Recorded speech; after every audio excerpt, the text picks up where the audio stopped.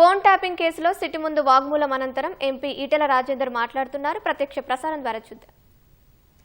మా నాయకుల మధ్య జరిగిన సంభాషణను కూడా ఇవాళ కాల్ డేటాలో వాళ్ళు చూపించడం జరిగింది. 2023లో గజ్వేల్లో పోటీ చేసినప్పుడు కానీ మళ్ళీ హుజరాబాద్లో పోటీ చేసినప్పుడు కానీ ఇదే దుర్మార్గమైనటువంటి పద్ధతి కొనసాగింది. మేము మునుగోడులో బై ఎలక్షన్స్ వచ్చినాడు ప్రతి క్షణం మేము ఎక్కడ పడుకున్నాం, ఎక్కడ తింటున్నాం, ఎవరితో మాట్లాడుతున్నాం, ఏం చెప్తున్నాం, ఇవన్నీ కూడా అంటే కేవలం దమ్ము లేనివాడు, ధైర్యం లేనివాడు, డైరెక్ట్గా యుద్ధం చేసేటువంటి సత్తా లేనివాడు ఇట్లాంటి దుర్మార్గాలు కొనిగడతాడు. ఇవాళ నేను డిమాండ్ చేస్తున్నా ఈ ప్రభుత్వానికి. ఇప్పటికే సంవత్సరాలు గడిచిపోయింది. మీరు అనేక కమిషన్లు వేసిండ్రు.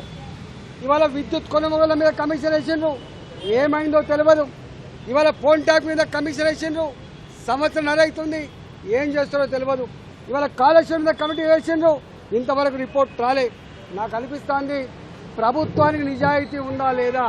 ఇవాళ బీఆర్ఎస్ బీజేపీ ఒకటని చెప్పి మాట్లాడేటువంటి రేవంత్ రెడ్డి గారు సమాధానం చెప్పవలసింది.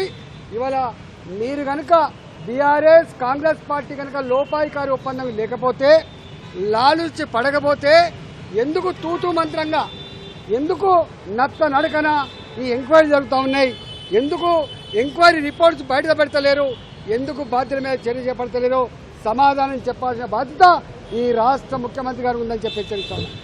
ఇవాళ ఎంత బాధ అవుతుందంటే ప్రభాకర్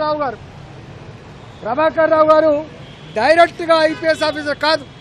ప్రభాకర్ రావు గారు ప్రమోట్గా ఐఏఎస్ కన్ఫర్డ్ అయి ఇవాళ కేసీఆర్ తన సుట్టరికమా, తన చెప్తే పని నమ్మకంగా చేసేవాడా అంటే ఆఫీసర్లు చట్టానికి లోబడి పనిచేసే వాళ్ళు ఉండొద్దు, తన ఇష్టానికి లోబడి పనిచేసే వాళ్ళు ఉండాలని చెప్పి నిబంధనలకు విరుద్ధంగా ఎస్ఐబి అనేది ఒక బాధ్యతాయుతమైన సంస్థ, దానికి ప్రభాకర్ రావు గారిని మొట్టమొదటిగా నియమించారు.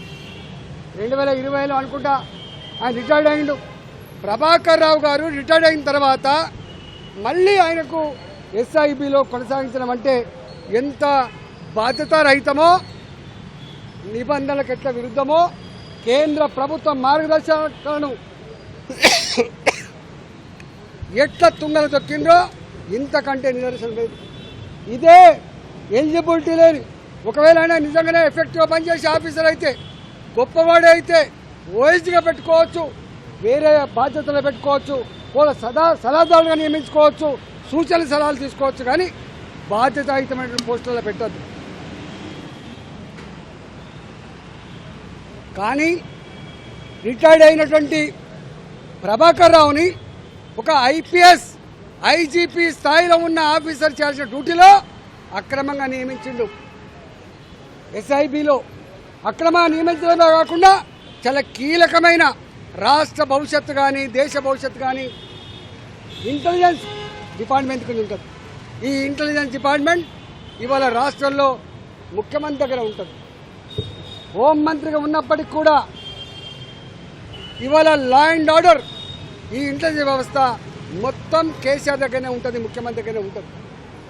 మరి ఆ ఇంటెలిజెన్స్ కూడా ప్రభాకర్ రావు గారినే ఇల్లీగల్గా ఆయనకు ఎలిజిబిలిటీ లేకున్నా కూడా అంత కీలకమైన బాధ్యతలో 9 నెలల పాటు ఇంటెలిజెన్స్కి ఎస్ఐబికి వారు నియామకం కాబట్టి మొన్న వాళ్ళ ఇంటర్వ్యూ చూస్తూ ఉంటే ప్రణీత్ రావు గారు కావచ్చు, భుజంగరావు గారు కావచ్చు, లేదా రాధాకిషన్ రావు గారు కావచ్చు, ఇతరులు ఎవరు చెప్పినా పైన ఉండ మా అధికారుల యొక్క ఆదేశాల మేరకే ఇవన్నీ కూడా చేసినామని చెప్తా ఉన్నారు.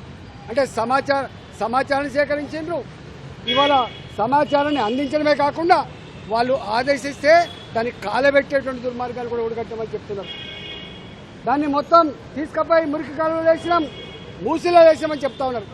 స్వయంగా ప్రభాకర్ రావు గారు చెప్పిన మాట ఏంటంటే, నేను ఆదేశించినటువంటి వాళ్ళ ఫోన్ నంబర్లే కాకుండా ఇవాళ కింద ఉన్న వాళ్ళు ఇంతకుముందు చెప్పిన ప్రణీతిరావు గారు కావచ్చు, భుజంగరావు గారు కావచ్చు, రాధాకిషన్ రావు గారు కావచ్చు, ప్రైవేట్లో ఉన్న శ్రావణ్ కుమార్ రావు గారు కావచ్చు, వీళ్ళందరూ వేరే ఫోన్లను కూడా ట్యాప్ చేసిండ్రు. బిజినెస్ పీపుల్ ఒక ఫోన్ నంబర్లు కావచ్చు, సినిమా రంగంలో ఉన్న వాళ్ళు కావచ్చు, ఇవాళ అనేక వాళ్ళ ఈ ఫోన్ ట్యాప్ చేసి బాధ అనిపించదు. Sad part of the democracy. ఒక రాష్ట్రానికి గవర్నర్గా ఉన్న ఇంద్రసేన్ రెడ్డి గారి ఫోన్ ట్యాప్ అయిందంటే ఈ రాష్ట్రంలో ఉన్నటువంటి ప్రజాస్వామ్యాన్ని కాపాడే, ప్రజాస్వామ్యాన్ని అమలు చేసేటువంటి జడ్జిల ఫోన్లు ట్యాప్ చేయడం, స్వయంగా మంత్రుల ఫోన్లే ట్యాప్ చేయడం, ఎమ్మెల్యేల ఫోన్ ట్యాప్ చేయడం ఇవాళ ఎంత దుర్మార్గమైందో మనకు అర్థం కావాలి. చివరికి వాళ్ళ డిపార్ట్మెంట్లలో పనిచేసేటువంటి హెచ్ఓడీల ఫోన్ కూడా ట్యాప్ చేయడం, పోలీస్ అధికారుల యొక్క ఫోన్ కూడా ట్యాప్ చేయడం, ఇది ప్రజాస్వామ్యానికి పాతిరడానికి పరాకాష్ట. ఇది ఆనాడు 1975, ఇవాళ 50 సంవత్సరాలు అవుతుంది.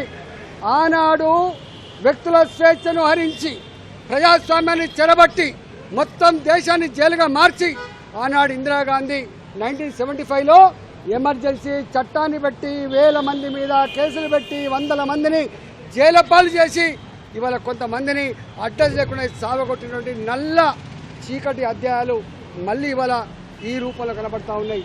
నేను ఒకటే డిమాండ్ చేస్తా ఉన్నా, ఇవాళ 50 సంవత్సరాలు గడిచింది ఈ దేశంలో, ఎమర్జెన్సీని తీసుకొచ్చి 50 సంవత్సరాలు గడిచింది.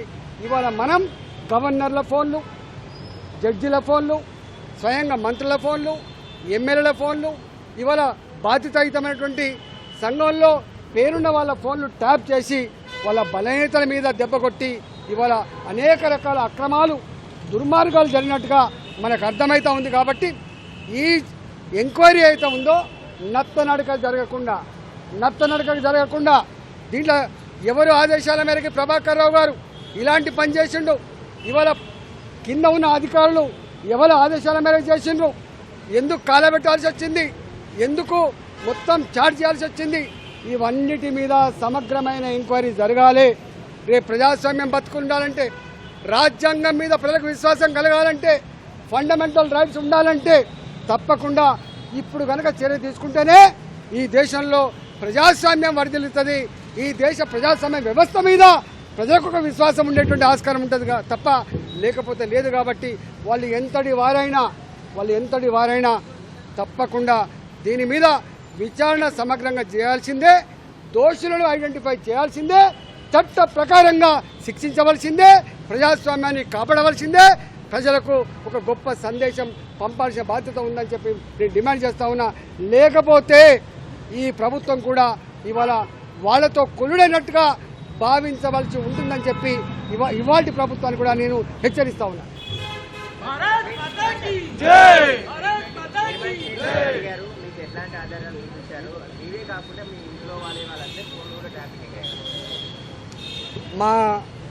మా వైఫ్, మా భార్య నడిపేటువంటి జమునా హ్యాచరీస్ ఫోన్ నంబర్లు కూడా మొత్తం ట్యాప్ చేసిండు టోటల్గా.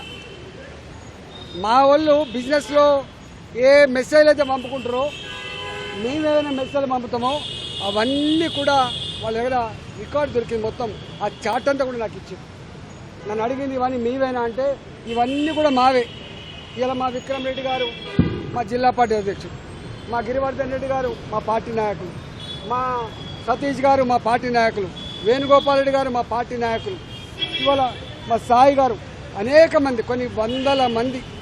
హుజురాబాద్లో 2021లో ప్రతి నిమిషం నిఘా పెట్టినట్టుగా ఇక్కడ రికార్డులు ఉన్నాయి. ఇవన్నీ కరెక్టేనా అని చెప్పి అడిగినారు. ఇవన్నీ కూడా కరెక్టే అని చెప్పొచ్చినాం మేము.